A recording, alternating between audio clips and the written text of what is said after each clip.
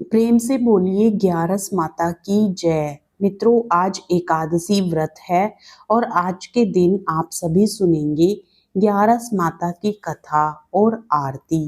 ग्यारस माता की कथा को पूर्ण श्रद्धा भाव और विश्वास के साथ सुनने से ग्यारस माता भक्तों पर अपनी कृपा करती हैं और हर मनोकामना को पूर्ण करती हैं। तो आइए पूर्ण श्रद्धा भाव के साथ ग्यारस माता की कथा को सुनते हैं। एक बार एक राज्य में एक राजा रहा करता था। राजा बहुत ही बुद्धिमान और बलशाली था। राजा सदैव अपनी प्रजा का बहुत अच्छे से ध्यान रखता था। प्रजा भी अपने राजा को बहुत पसंद करती थी। राजा की दो बेटियां थी। राजा अपनी दोनों बेटियों से बहुत प्रेम करता था। राजा की छोटी बेटी देखने में बहुत सुंदर और आकर्षक थी और राजा की बड़ी बेटी छोटी बेटी के मुकाबले थोड़ा कम सुंदर थी। राजा की छोटी बेटी ग्यारस माता का पूजन किया करती थी और सभी लोग राजा की छोटी बेटी से बहुत प्रेम करते थे और बहुत प्रशंसा किया करते थे। राजा भी अपनी छोटी बेटी को बड़ी बेटी से अधिक प्रेम करता था, जिस कारण राजा की बड़ी बेटी को अपनी छोटी बहन से बहुत नफरत होने लगी थी। राजा की दोनों बेटियां जब बड़ी हो गई तब एक पड़ोस राज्य में रहने वाला राजकुमार राजा की बड़ी बेटी के लिए रिश्ता लेकर आया। लेकिन जैसे ही उस राजकुमार की नजर राजा की छोटी बेटी पर पड़ी तो वह राजकुमार राजा की छोटी बेटी पर आकर्षित हो गया और उससे पहली नजर में प्रेम कर बैठा। उस राजकुमार ने राजा की बड़ी बेटी के साथ विवाह करने से मना कर दिया और उसने राजा से कहा कि मैं आपकी छोटी बेटी से विवाह करना चाहता हूँ। जिसके बाद राजा की बड़ी बेटी यह देखकर अपनी छोटी बहन से बहुत क्रोधित हो गई और राजा की बड़ी बेटी ने अपनी छोटी बहन को अपना सबसे बड़ा दुश्मन मान लिया। राजा की बड़ी बेटी ने अपनी छोटी बहन से बदला लेने का निर्णय किया, जिसके लिए उसने अपनी छोटी बहन को जान से मारने का प्लान बनाया। राजा की बड़ी बेटी ने अपनी छोटी बहन को मारने के लिए सबसे पहले एक लड्डू में जहर मिलाकर अपनी छोटी बहन को दे दिया और उसको लड्डू खाने के लिए कहा। लेकिन लड्डू खाने के बाद भी छोटी बहन को कुछ नहीं हुआ। बड़ी बहन यह देखकर बहुत आश्चर्यचकित हो गई, लेकिन बड़ी बहन ने हार नहीं मानी और उसने जब रात में छोटी बहन अपने कमरे में सो रही थी तब एक मटके में सांप रखकर उसके कमरे में छोड़ दिया।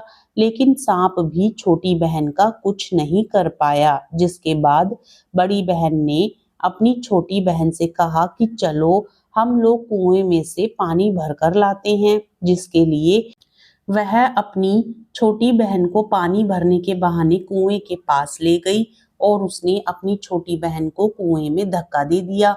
लेकिन छोटी बहन को तब भी कुछ नहीं हुआ, क्योंकि हर बार ग्यारस माता उसकी रक्षा कर रही थी और उधर बड़ी बहन अपने सारे प्रयासों के बाद असफल हो रही थी, जिससे वह बहुत क्रोधित होती जा रही थी। फिर उसने अपनी छोटी बहन के पास जाकर उससे खुद ही पूछा कि मेरी छोटी बहन, तुमको पता है भगवान ने सबकी मृत्यु एक दिन निश्चित समय पर लिखी हुई है और कैसे तुम्हारी मृत्यु होगी, क्या यह तुम जानती हो? तब छोटी बहन ने अपनी बड़ी बहन को बताया कि हाँ, मैं जानती हूँ मेरी मृत्यु कैसे होगी। छोटी बहन से यह सुनकर बड़ी बहन मन ही मन बहुत प्रसन्न होने लगी और उसने अपनी छोटी बहन से कहा कि तो मुझे अपनी मृत्यु का राज बताओ।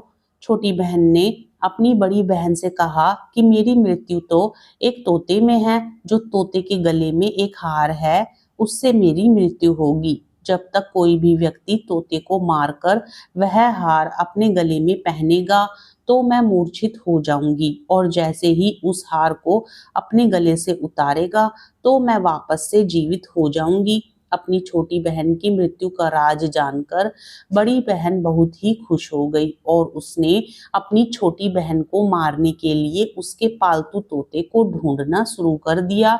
और छोटी बहन को इस बात का आभास हो गया था कि कोई उसकी जान लेना चाहता है, जिसके लिए वह अपने पिताजी के पास गई और उसने अपने पिताजी से कहा कि पिताजी, मेरी मृत्यु के बाद आप मुझे जलाइएगा मत, बल्कि आप मुझे अपनी पुरानी हवेली में एक पलंग में लिटाकर छोड़ दीजिएगा। अपनी छोटी बेटी की यह बात सुनकर राजा बहुत आश्चर्यचकित हो गए। राजा ने अपनी छोटी बेटी से पूछा, बेटी तुम यह क्या कह रही हो? तब राजा की छोटी बेटी ने बताया, पिताजी समय किसी के लिए नहीं रुका है, कब क्या हो जाए किसी को कुछ पता नहीं है। और फिर राजा ने अपनी छोटी बेटी से कहा कि तुम ऐसी बातें क्यों कर रही हो? 2-3 दिन में तो तुम्हारा विवाह है। लेकिन छोटी बेटी ने अपने पिताजी को ऐसा करने पर मजबूर कर दिया और उनसे वचन ले लिया। राजा ने भी अपनी छोटी बेटी की बात स्वीकार कर ली और 2-3 दिनों के बाद जब शादी का समय आया, तब राजकुमार बारात लेकर राजा के घर आया और राजकुमार और राजा की छोटी बेटी का विवाह शुरू हो गया। जैसे ही राजा की छोटी बेटी राजकुमार के साथ फेरे लेना शुरू करती है, तो उसकी बड़ी बहन अपनी छोटी बहन के कमरे में जाकर उसके तोते को पकड़ लेती है और उसको जान से मार देती है। तोते के गले में जो हार था उसको अपने गले में धारण कर लेती है। जैसे ही बड़ी बहन उस हार को अपने गले में धारण करती है, तो उधर छोटी बहन 3.5 फेरे ही ले पाती है और वहीं पर बेहोश होकर गिर जाती है। जिसके बाद राजा ने बड़े बड़े दर्द हकीमों को बुलाया और अपनी छोटी बेटी का इलाज करने के लिए कहा। राजा की बात सुनकर वैद्य ने छोटी बेटी को जब देखा, तो राजा को बताया कि आपकी छोटी बेटी ना तो जीवित है और ना ही मरी हुई है। यह मैं ऐसा पहली बार देख रहा हूँ। राजा ने वैद्य और हकीम को यह बात बाहर बताने से मना कर दिया और उनको कहा कि अगर तुमने यह बात किसी को बाहर बताई तो हम तुम्हें फांसी दे देंगे। राजा ने अपनी छोटी बेटी को पुराने महल में जाकर एक पलंग पर लेटा दिया और वहां पर कुछ सैनिकों को तैनात कर दिया। वापस अपने महल पर आ गया। राजा की बड़ी बेटी अपने पिताजी के पास आई और कहने लगी कि पिताजी, अगर यह शादी संपन्न नहीं हुई तो आपकी इज्जत का क्या होगा? आप कहें तो मैं आपकी इज्जत बचाने के लिए राजकुमार से शादी करने के लिए तैयार हूँ। जिसके बाद राजा ने अपनी बड़ी बेटी की बात मान ली और राजा ने बड़ी बेटी को छोटी बेटी के कपड़े पहनाकर मंडप पर भेज दिया। लेकिन राजकुमार यह जान गया कि यह राजा की छोटी बेटी नहीं है, बल्कि यह राजा की बड़ी बेटी है। लेकिन जब राजकुमार ने शादी करने से मना किया, तो सभी लोगों ने राजकुमार को विवश करके राजा की बड़ी बेटी से बचे हुए फेरों को संपन्न करा दिया और विवाह करवा दिया। जिसके बाद राजकुमार राजा की बड़ी बेटी को अपने महल ले गया। राजकुमार राजा की बड़ी बेटी से ना तो बात करता था, ना ही उसको पसंद करता था और ना ही उसके आसपास भटकता था। और राजकुमार ने यह फैसला लिया था कि वह अपनी प्रेमिका को ढूंढ कर रहेगा और यह जानकर रहेगा कि उसके साथ क्या हुआ है। एक दिन राजकुमार अपने घोड़े पर सवार होकर राजा के पुराने महल के पास पहुंच गया, जहां पर उसने कुछ सैनिकों को देखा। महल के पास पहुंचकर राजकुमार ने जब महल को ध्यान से देखा, तो वह समझ गया कि यह तो हमारे ससुर जी का महल है। तब राजकुमार ने सैनिकों से पूछा, तुम लोग यहाँ क्या कर रहे हो और इस महल के अंदर उस पलंग पर कौन लेटा है? जिसके बाद सैनिकों ने बताया कि यहाँ पर राजा की छोटी बेटी लेटी है। यह सुनकर राजा बहुत प्रसन्न हो गया और वह तुरंत अपनी प्रेमिका के पास पहुंच गया और उसकी सेवा करने लगा। जैसे ही रात हुई तो राजा की छोटी बेटी उठकर खड़ी हो गई। राजकुमार को यह देखकर बहुत खुशी हुई और उसने अपनी प्रेमिका से पूछा कि तुम यहाँ क्या कर रही हो? तुम मेरे साथ मेरे घर चलो। राजा की छोटी बेटी ने राजकुमार को सारी बातें बता दी कि मेरी जान एक तोते में बसी थी और मैंने यह बात सिर्फ अपनी बड़ी बहन को बताई थी और मुझे पता है कि उसने ही मुझे मारने का प्रयास किया है। उसके पास एक हार है जिसको वह सुबह पहन लेती है और रात को उतार देती है। जब तक वह हार को पहने रहती है तब तक मैं मूर्छित रहती हूँ और जैसे ही वह हार को उतार देती है तो मैं जीवित हो जाती हूँ और जब तक मेरी बड़ी बहन के पास वह हार है तब तक मैं ऐसे ही जीवित और मूर्छित होती रहूंगी। अगर मेरी बड़ी बहन के पास जो हार है वह मेरे हाथ में लग जाए तो मैं हमेशा के लिए जीवित हो जाऊंगी। राजकुमार यह बात सुनकर राजा की छोटी बेटी के पास रहने का निर्णय कर लेता है और उसने अपने बचे हुए सारे फेरे उस पलंग में लेटी राजकुमार की छोटी बेटी के साथ ले लिए और अपना विवाह पूर्ण कर लिया और वहीं पर रहने लगा। देखते ही देखते कुछ समय में राजा की छोटी बेटी और राजकुमार की पत्नी पेट से हो गई। एक दिन राजकुमार को किसी काम से बाहर जाना पड़ा। तब छोटी बहन के पेट में बहुत तेज से दर्द होने लगा, जिसके बाद उसने ग्यारस माता का आवाहन किया। जिसके बाद वहां पर ग्यारस माता प्रकट हुई और उन्होंने अपनी भक्तों के दर्द को दूर किया और एक पुत्र की प्राप्ति करवाई और वहीं पर अचानक से राजकुमार भी आ गया। राजकुमार ने ग्यारस माता को देखा तो वह आश्चर्यचकित हो गया और उसने तुरंत माता को प्रणाम किया और ग्यारस माता ने राजकुमार से कहा कि जब तुम्हारा यह पुत्र 5 वर्ष का हो जाए तो तुम अपनी पत्नी का हार आकर इसके गले में डाल देना। और देखते ही देखते राजकुमार और राजा की छोटी बेटी का पुत्र 5 वर्ष का हो जाता है। तो राजकुमार अपने बेटे से कहता है कि बेटा, मैं कुछ काम से बाहर जा रहा हूँ, तुम अपनी माता का ध्यान रखना, और वहां से चला जाता है। राजा को बाहर निकलता देख बड़ी बहन के सैनिक देख लेते हैं और बड़ी बहन को जाकर सारी बातें बता देते हैं, जिसके बाद बड़ी बहन अपनी छोटी बहन के पुत्र को वहां से उठवा लेती है और उसको मरवा देती है। छोटी बेटी के पुत्र के 2 टुकड़े करवा देती है। पहला टुकड़ा चक्की के पास छुपा देती है और दूसरा टुकड़ा अपनी पलंग के नीचे रख लेती है। अब ग्यारस माता भिखारन का रूप लेकर आती है। एक भिखारी का रूप रखकर बड़ी बहन के पास चली जाती है, जिसके बाद वहां पर भिक्षा मांगने लगती है। बड़ी बहन अपने नौकरों से कहती है कि जाकर भिक्षा दे दो, लेकिन जैसे ही नौकर ग्यारस माता को भिक्षा देने के लिए आते हैं तो माता उन्हें मना कर देती है और कहती है कि मैं तुम्हारी महारानी से ही भिक्षा लूंगी। जिसके बाद बड़ी बहन स्वयं ही भिक्षा देने के लिए माता के पास आती है। तब माता एक बिल्ली का रूप लेकर उसके कमरे में चली जाती है और वहां पर छोटी बेटी के मृत पुत्र के 2 टुकड़ों को जोड़कर एक कर देती है और उसे जीवित कर देती है। साथ ही राजकुमार को ग्यारस माता स्वप्न में बताती है कि राजा की बड़ी बेटी तुम्हारे पुत्र के प्राण हर लेना चाहती है, तो तुम इसका ध्यान रखना। राजकुमार अपने बेटे को लेकर अपनी पत्नी के पास जाता है और उसे कहता है कि तुम इसका ध्यान रखना, अगर तुम इस बच्चे का अच्छे से ध्यान रखोगी तो मैं तुमसे बात करूंगा। एक दिन राजकुमार अपने पुत्र से कहता है कि तुम्हारी माता के गले में जो हार है तुम उसे मांग लो। जिसके बाद राजकुमार का लड़का अपनी माँ के पास जाता है और कहता है कि माँ, मुझे तुम्हारा यह हार चाहिए जो तुमने गले में पहन रखा है।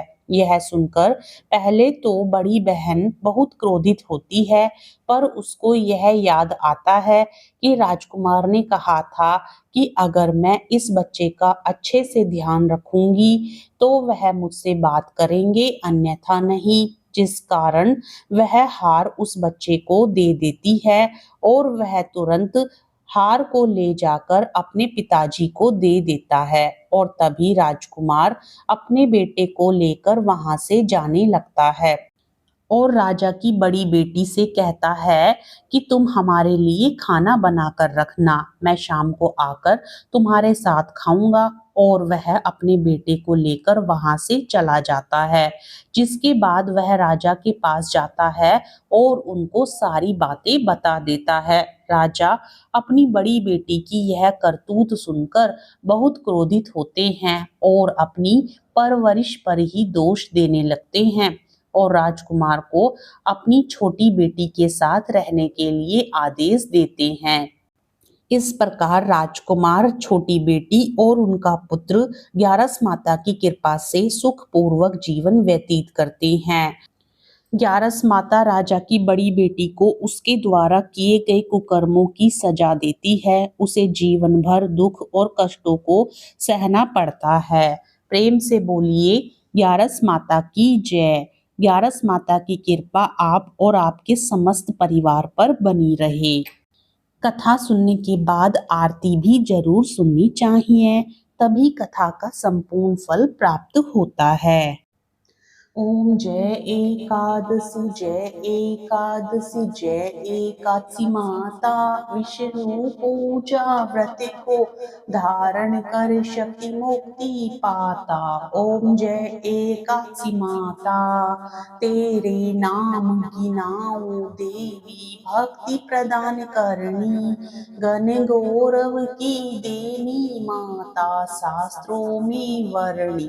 ओम जय एकादशी माता, मार्ग शीर्ष के कृष्ण पक्ष की उत्पन्ना, विश्व तारिणी जननी, शुक्ल पक्ष में हुई मोक्षदा, मुक्ति दाता बन आई। ओम जय एकादशी माता, पौष के कृष्ण पक्ष की सफला नामक है, शुक्ल पक्ष में हुई पुत्रदा, आनंद अधिक रहे। ओम जय एकादशी माता, नाम षष्ठीला, माघ मास में कृष्ण पक्ष आवे, शुक्ल पक्ष में जया कहावे, विजय सदा पावे।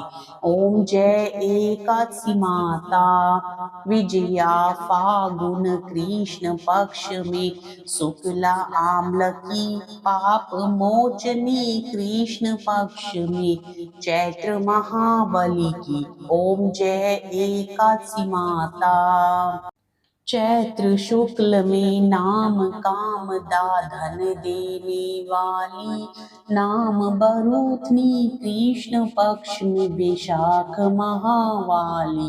ओम जय एकादशी माता, शुक्ल पक्ष में होए मोहिनी, अपरा ज्येष्ठ कृष्ण पक्षी, नाम निर्जला सब सुख करणी, शुक्ल पक्ष रखी।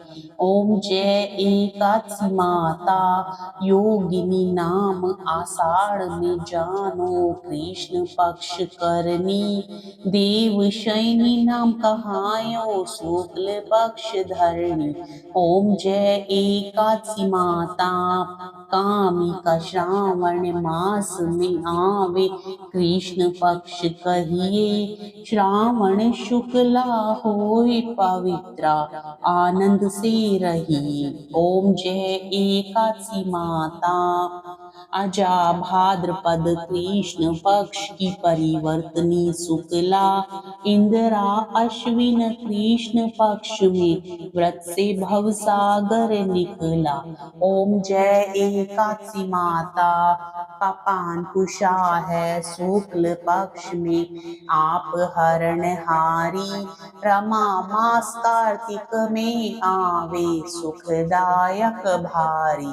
ओम जय एकादशी माता, देवोत्थानी शुक्ल पक्ष की, दुख नाशक मैया, पावन मास में करो विनती पार करो नैया। ओम जय एकादशी माता परमा कृष्ण पक्ष में होती जन मंगल करणी। शुक्ल मास में होए पद्मिनी दुख दारिद्र हरणी। ओम जय एकादशी माता जो कोई आरती एकादशी की भक्ति सहित गावे जन गुण दीता स्वर्ग का वासा निश्चय वह पावे। ओम जय एकादशी माता।